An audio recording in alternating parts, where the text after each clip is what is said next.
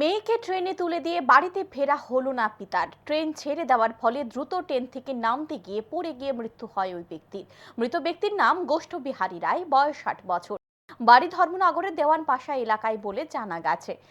গোষ্ঠ বিহারী রায় মেয়েকে ট্রেনে তুলে দেওয়ার জন্য ধর্মনগর রেল স্টেশনে যান। মেয়েকে ট্রেনে তুলে দেওয়ার পর তিনি দ্রুত ট্রেন থেকে নামতে যান। সেই সময় অসাবধানতাবশত তিনি ট্রেন থেকে পড়ে যান। এতে গুরুতরভাবে আহত হন গোষ্ঠ বিহারী রায়।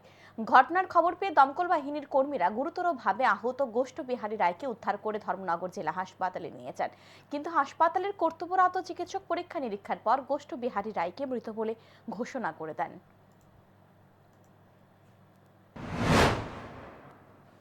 পাওয়া গেছে ওনার নাম গোষ্ঠ বিহারী রায়, বয়স 55 এরকম হবে। ওনার বাড়ি দেওয়ানপার সাথে, উনি সম্ভবত মৃত। ওনার ট্রেন থেকে পড়ে গেছে, যে জাত দেয়নি। ওনার মেয়ের জামাইয়ের সঙ্গে কথা হয়েছে, উনি বললেন যে ওনার মেয়েকে নাকি উনি সিওফ করতে গিয়েছিলেন, নামার সময় ওই সিঁড়ির ট্রেনের স্টেপের মধ্যে ইয়ে হয়ে ট্রেনের ট্র্যাপ হয়ে গেছে।